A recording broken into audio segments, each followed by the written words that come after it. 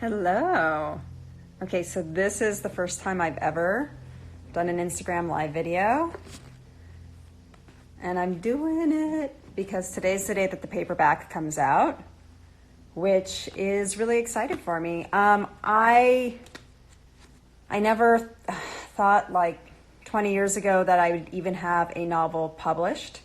And it's really nice for it to have been a hardcover, which is amazing, and now for it to be a paperback.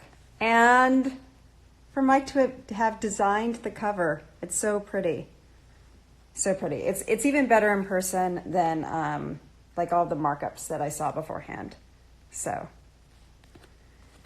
all right. So do you guys have any questions? Or are you just going to do cute little emojis at me, which is great? How am I? I'm good. I've been writing a lot lately, which is great. I think I'm always in a better mood when I write than when I don't write. So that's good for not only me, but for everybody around me. Oh, will I ever do an audio version? That's a really good question.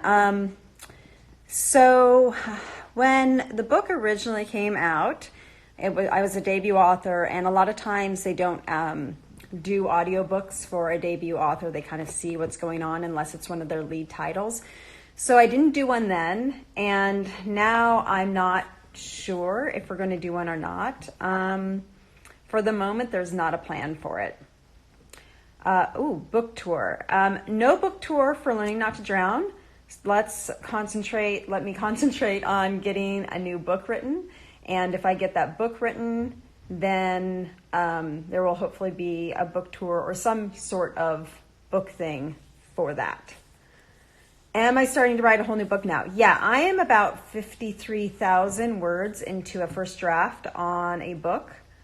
And it is another young adult novel. I do have a couple of picture book manuscripts, and picture books are like the books for younger kids who are let's say 4 to 7 years old, or maybe 3 to 7 years old. So I have a couple of those manuscripts that will be ready, hopefully, to shop earlier than the young adult novel. Young adult novel, once I get through this, it's going to take a while. 53,000 words, Jesus. Yes, it's a lot of words. And I actually wrote those only since January. So that's a really quick pace for me. If for the rest of my life I could only listen to one song, which song would it be? I don't know. Can I kiss Mike for you? I can't kiss Mike for you right now because he's actually visiting family and I am at home. But when he comes home, I'll kiss him, and that can be from whoever. Do I read comics? I don't read a lot of comics, although I have been reading more graphic novels lately. Can I write a book about Mike Shinoda? I don't think I would ever write a book about Mike. I feel like maybe I'm like too close. And so, I don't know. What is all of this stuff? How much is a signed copy of your book? So, the signed copies are done for the moment, but there is going to be more. You can definitely buy a non-signed copy, and I will happily sign a copy of the book if ever we meet up at some point. I am going to add somebody in to the live conversation. This is fun. Let's see how.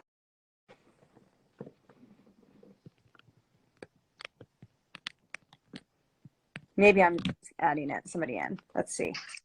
Is it working? Hello. Yes. Hi, everybody. So now you have both of us. All right. Somebody asked who my favorite author is. Mike, who do you think my favorite author is? Who do I think your favorite author is? Mm-hmm. Oh, God, I don't know. I don't know. You don't know?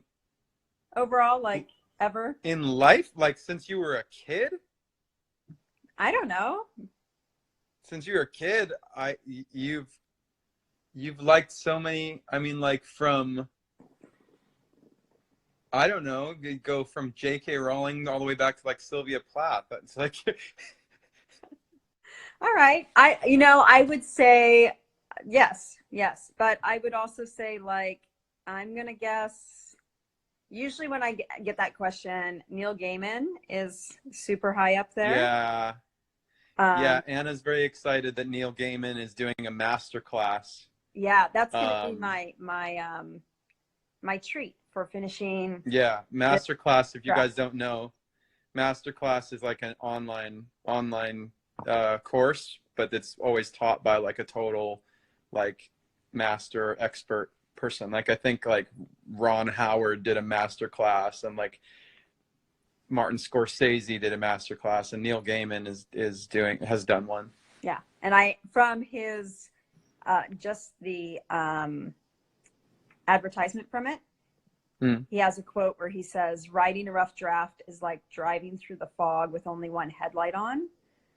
And sometimes the fog clears and it's very clear where you're supposed to be, but most of the time you can only see like this far in front of you. And I love that. What am I drinking? I'm drinking tea. I'm drinking an Earl Grey tea. Are you drinking anything, Mike? Got some. I also have water. I'm drinking a purified drinking water. Mm. And look, I'm using the water cups with the little fishies on it because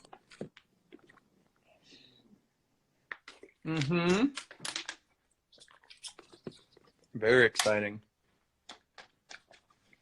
We got a box of those at the house to sign, and I actually loved I thought the colors came out really good.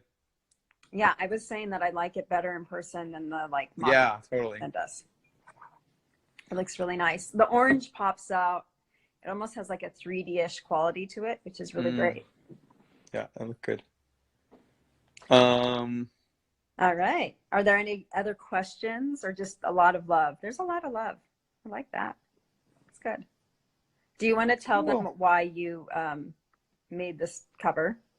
What happened? Oh, well, originally, weren't we were just going to do a limited edition poster, right? Yeah. And that was in 2014 when the book actually came out. Yeah. We were doing a limited edition poster, and then came back to the image when it was time for Anna, when the publishing company said they wanted to do paperback. She kind of came back to the image, and yeah, I mean, it was more than just like take the image and slap it on the book. Like I designed the whole the way that it wrapped around, and then the font choices and stuff, which are slightly different from the font choices, the font on her original book. But I really liked the way that it was, the vibe of it's kind of a little bit creepy. Yeah. It's a little spooky. Right. Well, and the way they laid it out. The book is a little, it's not like spooky, but I remember it feels like Claire, the main character. Yeah. So I kept a lot of that and tweaked it a little bit. And yeah. But if you guys haven't read the book, definitely go check it out. Assuming, what do you think the age cutoff is, Anna, on the young side? Right. So Athenaeum puts it at 14 and up, but I think that mature 12-year-olds could probably read it. But I would say, like, if you are a parent, you probably want to check out the book first before you let your 12-year-old read it. And just because there's stuff in the book that it deals with a lot of really heavy stuff. And somebody just asked, well, what's the book about? So the main character, Claire, has grown up with her brother in and out of prison. And she's always been told that he was in the wrong place at the wrong time. But eventually she finds out the real reasons why he's been in prison. And it's not what she thought. And so it's really a book about her dealing with that, and also dealing with how her family has kind of everybody in the family has a way of emotionally handling it, and everybody does it in a different way. So really, it's a book about a big emotional change in this girl's life. Where can you buy it? It depends on where in the world you are. If you are here in the United States, Local booksellers should have it. Of course, Amazon, Barnes and Noble, and then Amazon Target. other places have it. Or what? I was excited to see that it's on the Target website. It is on the Target website. Woohoo! Target website. Although I don't think that it's in stores in Target, but it is on their website. So that's one step closer to, a dream of mine coming true. To have a book in Target. In Target. I love Target. Mike loves Target. Can you imagine? Can you imagine? That's like a life goal. It is. It is a life goal. Somebody said Walmart. Yeah, Walmart's good too. I'm just excited that it's somewhere beyond just bookstores right now, which is great. Yeah. All right, I'm gonna leave you to do your thing. Okay. If you guys haven't read the book, definitely go check it out. It is great. Anna is great. And Mike is great. And I'm lucky to be married to her. Aww. Have fun, guys. Bye. All right. Bye, babe. Bye. All right. So that was Mike jumping in. Oh my gosh, there's 21 others want a request to be in my live video. Okay, I'll tell you what. I will let a few people come in and ask a question. So if you're on that list, if I can figure out where the request went, I don't know what it is. Oh, here we go. Okay, so if I tap on you and you have a question, say your question. Okay. All right, let's see who's coming in. This is so fun. I'm talking to you people like you're in my office with me. Hi. No. Hello. Where are you Hi. I live in Ohio. You live in Ohio. My mom grew up in Ohio on a little farm. Really? Yeah. That's so cool. Yeah, in a little place called Ottoville. I've heard of it. My friend lives there. Yeah, it's a small town. They have like a beautiful church and a grocery store, and then that's about it. Super small town, and a lot It's of very farm. small. No one, there's like barely any like people that live around there or near it. Yeah, my grandpa was a farmer, and he farmed mainly corn and soybeans. So that is the life that she had when she was growing up. I'm shaking. Okay. Did you have a question, or did you just want to say hi? Like I don't like reading all that much. Yeah. So, but I found a little bit of interest in it.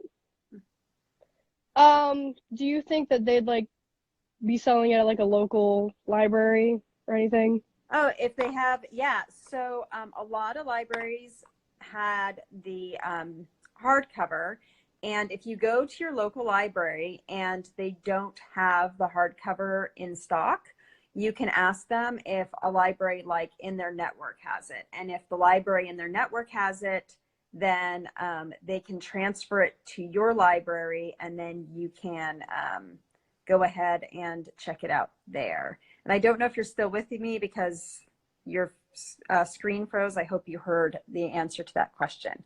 All right, I will. Okay, so let's see.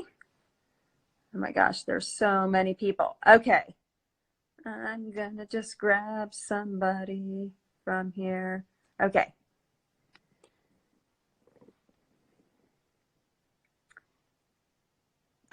There's a question on here about signed books with Mike from his store, and the answer is we don't have any more plans to do any more signed books from his store. Hello, welcome. Hi, you're in with me. Did you have a question? Okay, here's the way it has to work. If you want to be part of my live thing, and then you come on in, you have to say something. All right. So I'm removing. If you don't have anything to say, I'll be removing.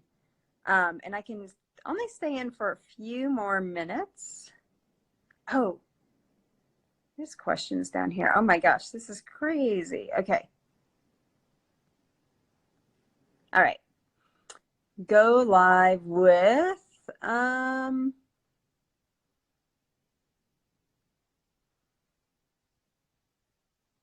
let's see. All right. So let's see if somebody else has a question. If not, I'll if this doesn't work with going live with, we'll go with just me answering questions. Hi. Hello, how are you doing? I'm good. How are you? Hi, my name is Ricky, for those watching. I'm kind of at work, but this is a great opportunity, so I'll take it. Just don't tell your boss. Just be, No, you know. that's fine. Yeah, I just wanted to ask what the book writing process was like for you, and emotionally how that felt as well. Okay, so for Learning Not to Drown, I originally started it as a journal because I was just trying to like figure out my own emotions, because I have a brother who's in prison and he's a sex offender. And I, in my 20s, found out that. And so it was really, really difficult for me to process that. So sorry, I'm getting like 100 text messages from my friend Sam. Goodbye, Sam. So I should have put my phone on like do not disturb. Didn't think of that. So this started as like a journal process, and I was taking a bunch of writing classes at the time, and I thought that I was going to write for much younger kids, but every single manuscript that I turned into my teachers, they were like, you have a voice for an older audience, so try writing a young adult novel. And I said, well, the only thing I would want to write right now is about my feelings about having a brother in prison, and I don't want to write a memoir. So this teacher that I had said, why don't you try and do it as a novel? And I actually found that doing it as a novel was incredibly helpful for me, because since I was making up a family that I wasn't in, I could look at that situation from a different point of view. You know, I wasn't like, you know, that you can't see the forest for the trees or whatever, right? So, and then the other thing is like in my family, I would never, ever, ever think to confront family members and like tell them what I'm feeling. And in the book, I could let Claire do that. And it felt great to kind of like hand that to her and let her do it. And then I felt like I don't need to do this in my own life because I let my fictional character do it. So for me, it was, I think, a really big way for me to process it. And then I was really nervous about putting it out even as fiction form. And the response since it's come out has been really great, because there's a lot of people who say, like, I can relate to this novel, whether or not they have somebody in prison, they can relate because it might just be relating to, I don't feel like I belong in this family, or I don't feel like I can have conversations about the way I feel about certain people in my family. So there were other ways that people could relate to it. And that was really great, because it was like, like, it's not just me having emotions like these. Yeah, Are you a writer, or are you just like well, curious I mean, writing? I read a lot of nonfiction and stuff, and I would like to write fiction, but I was going to ask too, like, putting that in a cohesive narrative, because it's kind of easy to just write a journal or diary, right? You just write what you feel, but to have like a cohesive narrative and make it make sense and a good story. Did you get outside help with that, or like advice, or take literary classes? Yeah, so the first draft that I gave to my agent years ago was not in the same order that this is, because this book, the way it's done is there's now scenes and then scenes, and it goes back and forth between a story happening in the present and then her memories of the past popping up. The memories from the past weren't in chronological order, and they also didn't like follow a rise to have like a peak together. And so one of the things that my agent said was like, you've got to figure this out, and you have to make this make more sense, because in my brain as the author, it made sense. Yeah. But in her brain as a reader, it didn't make sense because it was bouncing around too much. So right. I did a chronological order, and then I changed some of the scenes to work for a younger Claire versus an older Claire. And then I made some of the scenes that I had when she was much younger, that were more pungent, I just put them as older scenes. Got it. Yeah. So there was, I mean, there was a lot of work, and I worked with, I have a writers group that I've been meeting with since 2009. And they we're all writers. We all critique each other's group work. In fact, next Tuesday I have a meeting with them. We meet at least once a month. And then I've taken a lot of different classes. I sometimes will have writer friends of mine beta read. I think that it's really important to get to have other people read. And then if a lot of people are saying that there's a problem, but they all have different like opinions on what the problem is or where to correct it, but it's all kind of in one area of the book, you know that that problem is in that part of the book. Yeah. Yeah, it's similar for nonfiction too, the way I write. Yeah, because I was asking, because I also suffer from like mental health issues as well sometimes. Yeah. So that's why like the issue with Chester and everything hit me very, very hard.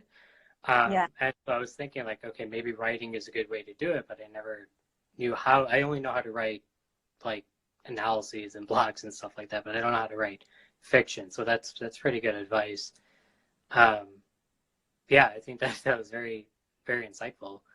Yeah, absolutely. And I think that writing for me has been a huge source of emotional relief. In fact, right after Chester passed away, there was so little that I could even do, and writing and sketching were the only times during a day that I had a moment of relief from the pain. And a ton of power in getting that that relief, even if it's just for a few minutes. All right, so I'm going to go ahead and jump off with you and take one more person. One last Yeah. thing. Yes. I just wanted to show you also, because of Chester, I got my very first tattoo. Oh, let's see. Would ever get a tattoo?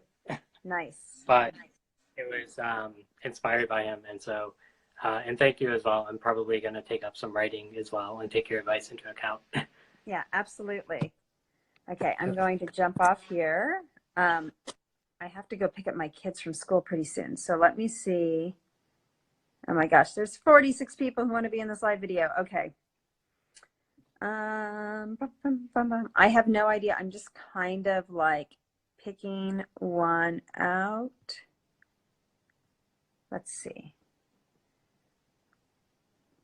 Okay. Oh, there's a question about my book being published in Russia. So my book originally. Hi. Hi. Let me just finish answering a quick question. So for right now, there's no more international rights that are happening with the book, but that doesn't mean that I'm not going to try another round to do it again. Hello, welcome. Hi, I'm Minahil from Pakistan. It is about 2:30 a.m. over here. I'm I'm awake for Ramadan. So my question for you is, do you have any tips for beginners, like people who are writing the first draft? Because I'm currently in the process of writing my first draft, but I have like about 30 pages in. So if you have any tips for people who are writing their first draft. Okay, first draft. One of my tips is always, whatever genre that you're writing for, read a lot of that to kind of get just like a feel of what's out there. And also, while you're reading, take note in your own mind of what you like that the author is doing and what you don't like that the author is doing. And that way you can start just learning from those other authors. And a lot of what I learned from taking classes, but a lot of what I learned, I just learned from really reading a lot and saying like, oh, this is such a cool way that they did that. I'm going to remember that for my own writing. The other thing is, I think just sitting down and writing and not getting too bogged down with, oh, I want this to be a certain something. I want to finish like, I think it's more of like, I just want to write a little bit each day. There's this great book by Anne Lamott called Bird by Bird. and she recommends, it's a book all about writing. And I keep an empty frame on my desk, and this is an empty frame of a frog because I love frogs. Okay. But I keep an empty frame on my desk that's only 2 inches by 2 inches. And her advice is to imagine that you are just trying to fill this 2 inch by 2 inch frame each day. And when you're just starting out and you're just beginning, I think that sometimes it's just getting over the enormity of like, oh, I want to write a novel, and pulling it down to just like, oh, I'm just going to write a little bit each day. And even now, Okay. even after having a novel written, and I've written other novels that haven't been published, but even now it's like, I just want to get this little 2 inch by 2 inch frame done. And some days I'll write maybe 200 words, some days I'll write 2,000 words, but at least I'm getting a little bit done each day. Yeah. And books for that, by the way, Stephen King's On Writing is a great book about writing, and Anne Lamont's Bird by Bird are my 2 favorite books about writing. Okay, I'll definitely check those books out. So I just wanted to show you one thing, and Okay. that's, the previous person who told you about his tattoo. I just wanted to show this drawing that I made. Ah, wonderful. That's Yeah, great. and this is actually in my writing office, so right in front of my desk. Oh, that's Anyways, great. Well, yeah, keep so writing. I'm a huge fan of you and Mike and Lincoln Park. So thank you so much for accepting my request. Absolutely. And I don't know, do you say happy Ramadan, or is there like what would be It's greeting? Ramadan Mubarak, or sometimes Okay. Ramadan Kareem. Okay. Yeah. Well, thank you so much for asking your question, and Ramadan Mubarak. Mubarak. Did I say that? Mubarak. How do you, I'm never, you know what, I'm, uh-huh. Umarak? MU Mubarak. Mubarak. I can message you this if you want. All right. Well, thank you so much. Have a good one. Bye. Bye. Okay. All right. You guys, this is super fun. Okay. Maybe one more live, just because this is so fun. I never do live videos, and I'm having such a good time. Okay. I don't know who this is. I don't know who any of these people are. Oh, this person is unable to join. Okay. If they have a crest. Okay. Claire Blackout. Well, Claire, my main character's name is Claire. I actually named the main character in my book Claire because I wanted her to have clarity. Hi, and Anna. so, hi. Yeah, I'm in Australia and I didn't really get to see you guys on tour and all that. So I was wondering if you could get Mike to maybe draw something so I can get my first tattoo. Oh, okay. So, he doesn't like draw specific things for tattoos. Sometimes when he meets people in like meet and greet lines, he'll do them. So I would say if you're looking at Mike art, you can that you might want to put onto your body. There's a lot of his art is in like his art books, or even like on his website or whatever. And so that's where I would kind of look for it. Otherwise, it's, maybe one day if you get into a meet and greet, you can have him draw something specific for him.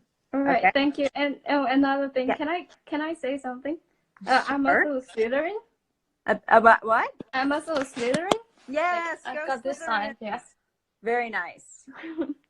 And yeah, thank you very much. I really like the book, and I'm also Claire, so Yeah, it's you're Claire. amazing Like when you guys say my book. name, and I'm so shaking right now. That's okay. It's 7 a.m. here in Australia. You're starting tomorrow, which, I'm stuck still in today, and you're in tomorrow already. Yeah, I really love your dogs too, so I think, yeah. Oh, thank you. All right, let's see. Okay. So that's fun. All right. What is this one? Oh, that's face filters. Okay, that's not what I want to do. Okay. I don't know who to choose. I wonder what my face looks like while I'm trying to choose these things. Okay. All right. I think that this is going to be my last one for real. This is, by the way, why I'm always like late for things, is I'm like, oh, one more. Oh, somebody declined. Okay. So let's see. I'm always like, oh, I have totally enough time. And then I end up being late for things because I'm not great about time management. Hello. Oh, hi, how are That you? is unexpected. Hi, I'm fine. Hi, my name is Kosha. Nice to meet you. Nice to meet you too. Where are you calling from? Showing your face? Yeah, yes, video calling. I'm calling from Kurdistan in the north of Iraq, believe Oh, it or wow. not. Yeah. So daylight there right now, yeah? No, it's almost, let me see what the time is. Oh, It's no, it's actually like in the middle of the night. 1 a.m. Yeah. Okay. Holy moly. You've got good Yeah. lighting though in your room because I know, I kind of need to get a lamp. I've just moved house, so it's a bit empty at the moment, furniture-wise, but yeah. Okay, so did you have a question or did you want to just pop in and say hello? Yeah, I didn't expect to be chosen actually. So one of the questions I was wondering was, you know, as a writer, because I rap, so I write as well, Yeah. and often sit down to try and write my raps or finish it off, and I find I'm in a writer's block or I get stuck. Like, what are your methods for, as a writer, to kind of navigate these blocks? Okay, so what I've been doing lately is I've been forcing myself to sit at my desk at the same time each day. It's after I put the kids to bed.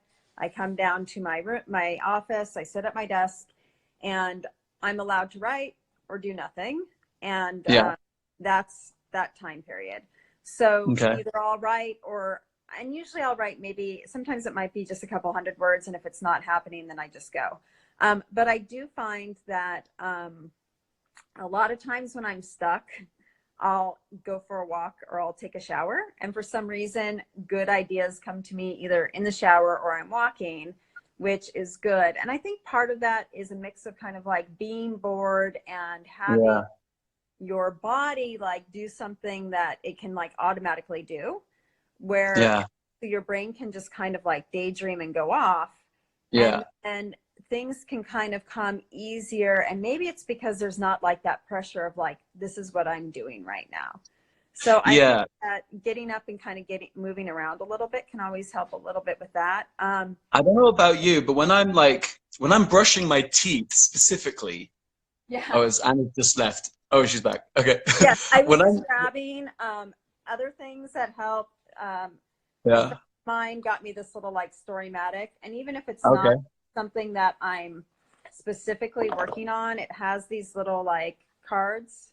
So a person who needs to remove a tattoo right away. And the other card is a broken bone. So then the idea is to write either like a short story or to use those ideas. Right. Help with your creativity. Right. So you're saying that when you brush your teeth, you get good ideas. Well, I don't know about good ideas. I just get like 1,000 thoughts running through my mind when I'm brushing my teeth. Specifically, I mean, it's really weird. Like nothing else gives me that kind of like mental stimulation when I'm brushing my teeth. I mean, I spend about 5 minutes brushing my teeth. So like my mind's like a whirlwind when I'm brushing my teeth. So maybe I need to kind of harness that somehow. So maybe you'll have really super clean teeth all the time because exactly, and I kind of do. All right, so good luck with that. Thank you for taking the call. Cheers. You're welcome. Getting a phone call.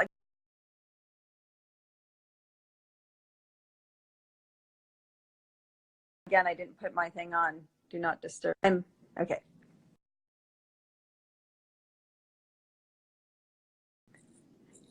Okay, I'm back in. So now I'm actually going to leave because I do need to go get my kids from school. This was super fun. Thank you guys so much. If you like the book, go ahead and please check it out. And by the way, if you like my book or anybody else's book, as authors, reviews, especially on Amazon, are super important because it helps with the algorithm on the website. So that way it helps bring people to the book. So if you like a book and you review the book, you're going to help other people who might like the book find it. And it also helps authors, because if we're getting a lot of reviews and a lot of interest, then our publisher is more likely to keep publishing our work, which is great. Other ways that you can help authors other than just buying their book is go to your library and ask for it. Word of mouth to other people is really great. And that's for like all of us authors can always use a little extra, like people telling how much you love the book, because really there are so many books that are released every year, and I had no idea until I actually had a book released how many come out each year.